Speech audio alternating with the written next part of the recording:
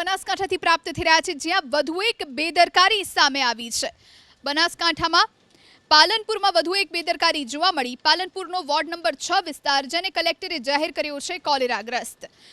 કોલેરાના કારણે એક વ્યક્તિનું મોત થયું હતું, જ્યારે 150થી વધુ લોકોને સારવાર હેઠળ રાખવામાં આવ્યા। આજે પાલનપુરના ધારાસભ્ય, મામલતદાર અને ચીફ ઓફિસર અસરગ્રસ્ત વિસ્તારમાં પહોંચ્યા અને પાણીની ટાંકીની મુલાકાત લીધી।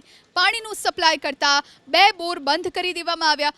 આ તરફ આરોગ્ય વિભાગે 1000 ઘરમાં તપાસ કરી અહીં આવેલી પાણીની ટાંકીનો ઉપરનો ભાગ ખુલ્લો હોવાથી પક્ષીઓના પડી જવાથી મૃત્યુ થયા, જેના કારણે ટાંકીનું પાણી દૂષિત બન્યું છે। વોર્ડ નંબર 6માં હવે ધરોઈ ડેમનું પાણી વિતરણ કરાશે।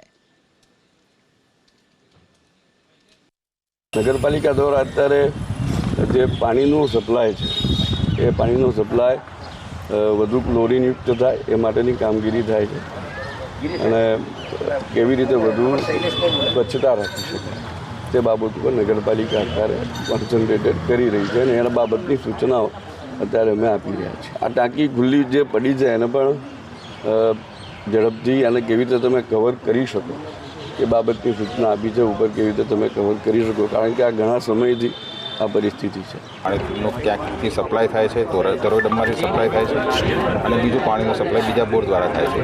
જે ધરોઈમાંથી પાણીનો સપ્લાય થાય છે તે ક્લોરિનેશનવાળું પાણી હોય છે અને એ લોકોને એ જ વાપરવાની આપણે સલાહ આપવામાં આવી છે। અમારી અત્યારની ટીમો 18 વ્યક્તિઓ 9 ટીમો બનાવીને ફરી રહ્યા છે, દરેક ઘરે ઘરે જઈ રહ્યા છે। દરેક ઘરે ક્લોરીનની ટેબ્લેટ અગાઉ 5 આપતા તેની જગ્યાએ આજથી પાઉચમાં 25 ગોળી દરેક ઘરે આપવાનું નક્કી કરવામાં આવ્યું છે। અત્યાર સુધીમાં લગભગ 150 જેટલા અસરગ્રસ્ત થયા હતા ઝાડા ઉલટીથી, એમાંથી 23ના સ્ટૂલ સેમ્પલ લેવામાં આવ્યા હતા। એમ પોઝિટિવ એક આવેલ હતું વાઇબ્રો કોલેરાથી અને મરણમાં એક જ મરણ થયું છે।